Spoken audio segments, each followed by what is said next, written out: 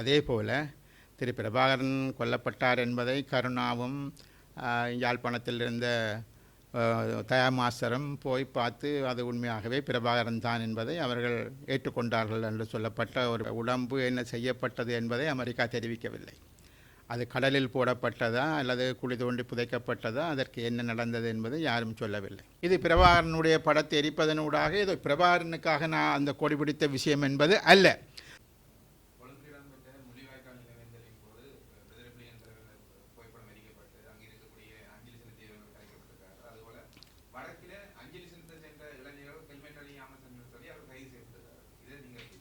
இல்லை, முதலாவது ஹெல்மெட் அணிகிற விஷயம் என்பது ஒரு சட்ட பிரச்சனையாக நாங்கள் எடுத்துக்கொள்வோம். அவர்கள் ஹெல்மெட் அணியாமல் போனது தவறு என்று சொல்லிட்டு நாங்கள் எடுத்துக்கொள்வோம். ஆனால் கொழும்பை பொறுத்தவரையில் அது ஒரு இனவாத கும்பல், அங்கு இதனை நடத்தக்கூடாது என்று சொன்ன அடிப்படையில் அவர்கள் பிரபாகரனுடைய படத்தை எரித்து அதற்கு எதிரான கோஷங்களை போட்டு இவற்றை நடத்தவிட முடியாது என்ற அடிப்படையில் தான் பேசிக்கிறார்கள். எப்பொழுதும் நீங்கள் சிங்கள மக்கள் மத்தியில் பார்ப்பீர்கள் இருந்தால் அது ஒரு இனவாத கும்பல் ஒன்றல்ல, பல இனவாத கும்பல்கள் இருந்து கொண்டிருக்கிறது. அது நீங்கள் விமல் வீரவன்சாவாக இருக்கலாம் அல்லது எல்ஏ குணவன்சாவாக இருக்க பல்வேறுபட்ட ஆட்களை நீங்கள் பார்த்தீங்கன்னு சொன்னால் இப்படியான இனவாத கருத்துக்கள் அவர்களுக்கு பின்னால் சில குழுக்கள் இருக்கின்றன. அந்த குழுக்கள் என்பது இவ்வாறு தான் இயங்கிக் கொண்டிருக்கின்றது. ஆகவே அந்த கொழும்பு மாத்திரமில்லை, தென்பகுதியில் இப்படியான பல நடவடிக்கைகள் இருக்கின்றது. ஆகவே அங்கு இவ்வாறான ஒரு என்னென்னு சொல்வது முள்ளிவாய்க்கால் தினம். முள்ளிவாய்க்கால் தினம் என்பது அது பிரபாகரனுக்குரிய தினம் அல்ல. அங்கு பொதுமக்கள் ஆயிரக்கணக்கில் பல்லாயிரக்கணக்கில் கொல்லப்பட்டார்கள். அந்த கொல்லப்பட்டவர்களை நினைவு கூறுவது, பொதுமக்களை நினைவு கூறுவது, அது யாழ்ப்பாணத்தில் நினைவு கூர்ந்தாலும் சரி, கொழும்பில் நினைவு கூர்ந்தாலும் சரி, இங்கிலாந்து நினைவில் கூர்ந்தாலும் சரி, இது ஒரு கட்சியை சார்ந்தவர்களோ ஒரு இயக்கத்தை சார்ந்தவர்களோ என்பதல்ல. முக்கியமாக அந்த முள்ளிவாய்க்காலில் மிக மோசமான இன அழிவு ஒன்று ஏற்படுத்தப்பட்டது, இலங்கை அரசாங்கத்தால் இராணுவத்தால் ஏற்படுத்தப்பட்டது.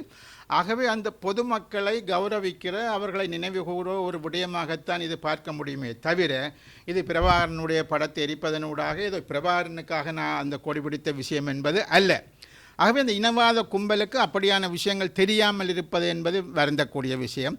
ஆனால் அப்படியான ஆட்கள் இன்னும் இருந்து கொண்டிருக்கிறார்கள். இவர்கள் நிச்சயமாக தமிழ் மக்களுக்கான உரிமைகளை கொடுப்பதிலோ தமிழ் மக்களுக்கான அதிகாரங்களை பகிர்ந்து கொள்வதிலோ இவர்கள் துளியளவேனும் ஒத்துழைக்க மாட்டார்கள். அப்படியான இனவாத கும்பல்கள் ஒத்துழைக்க மாட்டார்கள்.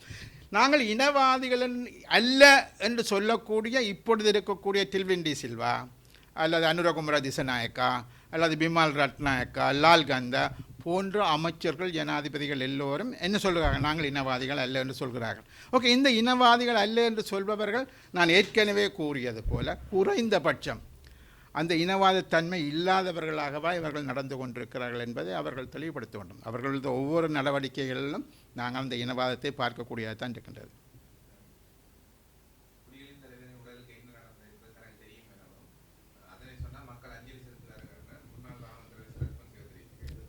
இது மாத்திரமில்லை, உங்களுக்கு ஆப்கானிஸ்தானில் இருந்தார், அவருக்கு என்ன பெயர், பாகிஸ்தானில் கொல்லப்பட்டார் அமெரிக்காவால், பின்லேடனை கொண்ட பிறகும் பின்லேடன் உடம்பு என்ன செய்யப்பட்டது என்பதை அமெரிக்கா தெரிவிக்கவில்லை.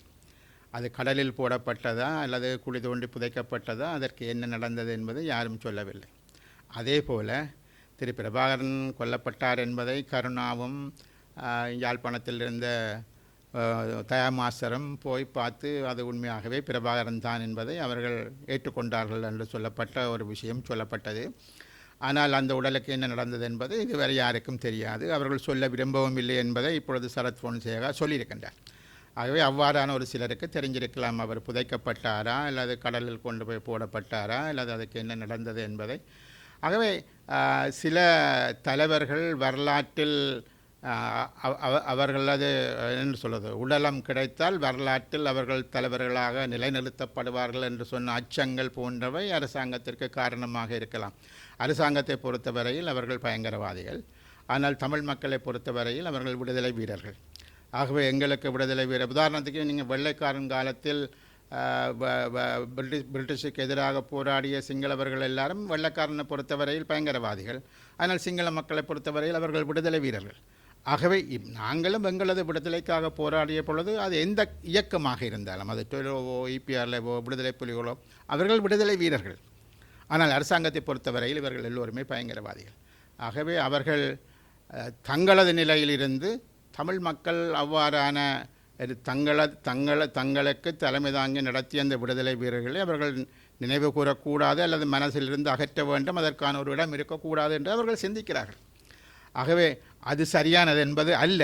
ஆனால் அவ்வாறு தான் அந்த ஆளுந்தரப்பு சிந்திக்கும். அதைத்தான் இந்த இராணுவ தலைவர்களும் சிந்தித்திருக்கிறார்கள் என்பதுதான் விடயம்.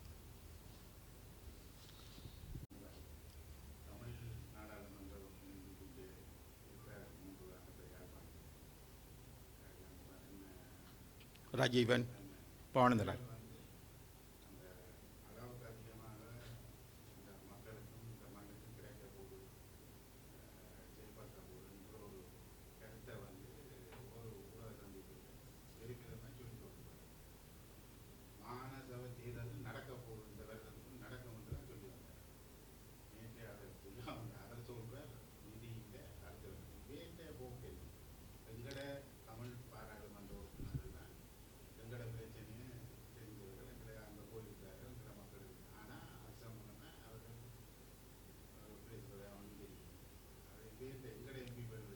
இல்லை உண்மையாக இதில் ரெண்டு விதம். ஒன்று அரசாங்க கட்சிகள் ஆளும் கட்சி சார்பாக தெரிவு செய்யப்பட்ட பாராளுமன்ற உறுப்பினர்கள்.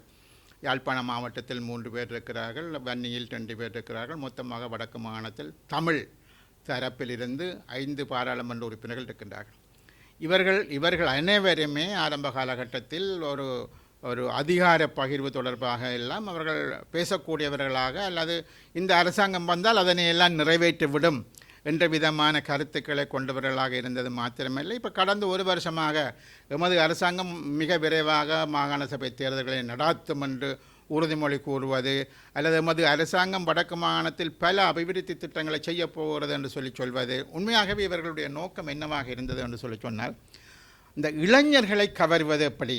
யாழ்ப்பாணத்தில் ஒரு சர்வதேச விளையாட்டு மைதானம், ஒரு கிரிக்கெட் ஸ்டேடியம் கட்டிவிட்டால் இளைஞர்கள் எல்லாம் விருப்பப்படுவார்கள், நம்புவார்கள், இளைஞர்கள் எங்களுக்கு பின்னால் வருவார்கள். அப்படியான சில எண்ணங்களை கொண்டு என்ன சொன்னால், யாழ்ப்பாணத்துக்கோ வடக்கு மாகாணத்துக்கோ கிழக்கு மாகாணத்துக்கோ இன்றைக்கு என்ன தேவை என்றால், மக்களுக்கு வேலை வாய்ப்பை கொடுக்கக்கூடிய வகையிலான அபிவிருத்திகள் வேணும்.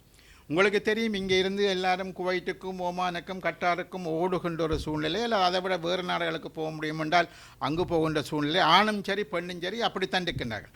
குறைந்தபட்சம் தங்களது நாளாந்த வாழ்க்கையை கொண்டு செல்வதற்கான வேலைகள் வேணும், ஒரு நியாயமான சம்பளத்துடனான வேலைகள் வேணும் என்று எதிர்பார்க்கின்றார்கள். நான் கேட்கின்றேன், விவசாயம், மீன்பிடி, அரச உத்தியோகத்தர்களாக ஏற்கனவே இருக்கக்கூடியவர்கள், அது ஆசிரியர்களோ அல்லது ஏனைய துறைகளில் அரச உத்தியோகத்தர்களாக இருக்கக்கூடியவர்கள் தவிர ஒரு தொழிற்சாலை அல்லது ஒரு சாதாரணமான ஒரு 10ஆம் வகுப்பு 12ஆம் வகுப்பு படித்தவர்களுக்கான ஒரு டெக்னிக்கல் விடயங்களை படித்தவர்களுக்கான ஒரு தொழில்துறையை உருவாக்கக்கூடிய வகையில் யாராவது ஒரு தொழிற்சாலையை இதுவரை எங்கேயாவது வடகிழக்கில் உருவாக்கியிருக்கிறார்களா? முன்னர் இருந்த ஒரு தொழிற்சாலைகள் கூட யுத்த காலத்தில் எல்லாமே அழிந்து போன சூழ்நிலையில் இப்பொழுது அடிக்கல் நாட்டப்பட்ட ஒரு விடயத்தை தான் படம் பிடித்து காட்டினார்கள். அடிக்கல் நாட்டப்பட்ட அப்புறம் இப்பொழுது என்ன நடைபெறுகிறது? அது விளையாட்டு மைதானத்துக்கும் இல்லை என்று சொல்லி சொன்னால், பரந்தனில் உள்ள கெமிக்கல் ஃபேக்டரியும் அடிக்கல் நாட்டப்பட்ட வழியே இருக்கே தவிர வேறு எதுவும் இல்லை. ஆகவே இது ஒரு ஏமாற்றுத்தனமான செயற்பாடுகளைத்தான் செய்கிறார்கள் என்பது இந்த எம்பிமாருக்கும் மக்களால் தெரிவு செய்யப்பட்ட அரசு சார்பான எம்பிமாருக்கும் தெரியும்.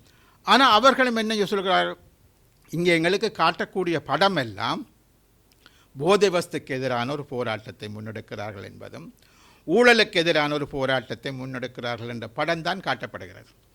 ஊழலுக்கு எதிரான நீங்கள் போட்டு பல முன்னாள் பாராளுமன்ற உறுப்பினர்கள் கைது செய்யப்பட்டார்கள், அமைச்சர்கள் கைது செய்யப்பட்டார்கள். ஏன் உங்களுக்கு என்ன பேர்,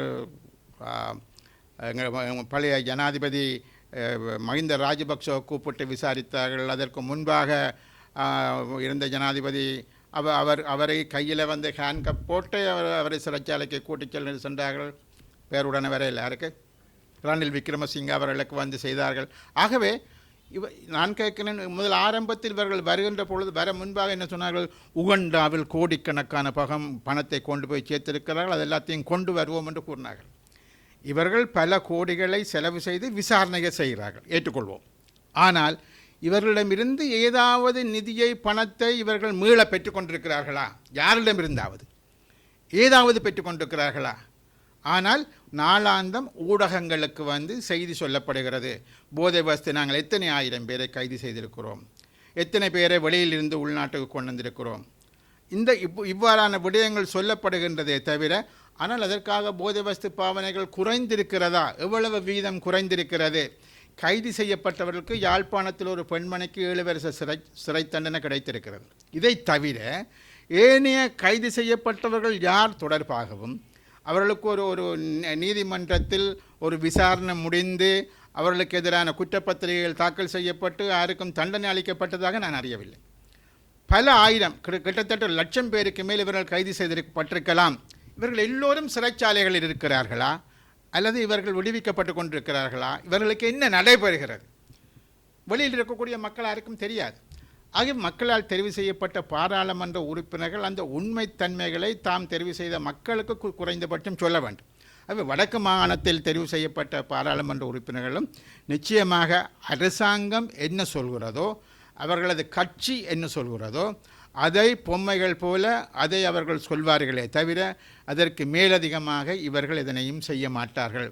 ஆகவே இவர்களை தெரிவு செய்வதற்காக மக்கள் அவர்களிடமிருந்து கணக்கு எதிர்பார்ப்பார்கள் இருந்தால் நிச்சயமாக அந்த பாராளுமன்ற உறுப்பினர்களால் ஆளுங்கட்சியில் இருந்தாலும் கூட, உண்மையில் ஆளுங்கட்சியில் இருக்கக்கூடியவர்கள், ஆட்சியில் இருக்கக்கூடியவர்கள் நிச்சயமாக பல விடயங்களை சாதிக்கலாம். எதிர்க்கட்சியில் இருக்கக்கூடியவர்கள் சாதிக்க முடியாது. ஏனென்று சொல்லி சொன்னால் எதிர்த்தரப்பில் இருக்கக்கூடியவர்கள் சொல்வதை எல்லாத்தையும் ஆளுந்தரப்பு செய்யும் என்பது அல்ல. ஆனால் ஆளுங்கட்சிக்குள் இருக்கக்கூடியவர்கள் கணக்கு விடயங்களை செய்யலாம். அது பொருளாதார மேம்பாடுகளாக இருக்கலாம், அபிவிருத்திகளாக இருக்கலாம், இன்னும் பல திட்டங்களை அவர்கள் கொண்டு வர முடியும். நான் கேட்கின்றேன், எங்களுடைய 3 பாராளுமன்ற உறுப்பினர்கள், யாழ்ப்பாணம் அல்ல வன்னி பாராளுமன்ற உறுப்பினர்கள், என்ன புதிய திட்டங்களை நீங்கள் உங்கள் அரசாங்கத்தினூடாக கொண்டு வந்திருக்கிறீர்கள்? அல்லது என்ன அபிவிருத்தியை நீங்கள் இதுவரை செய்து முடித்திருக்கிறீர்கள்? அதனை அவர்கள் மக்களுக்கு விளங்கப்படுத்த வேண்டும் அல்லது தெளிவுபடுத்த வேண்டும். அவை என்னை பொறுத்தவரையில் இவர்கள் கட்சி என்ன சொல்கிறதோ அதை செய்யக்கூடியவர்களை தவிர அதற்கு மேலதிகமாக இவர்கள் பாராளுமன்றத்திலோ வெளியிலோ எதுவும் செய்யக்கூடியவர்களாக இல்லை.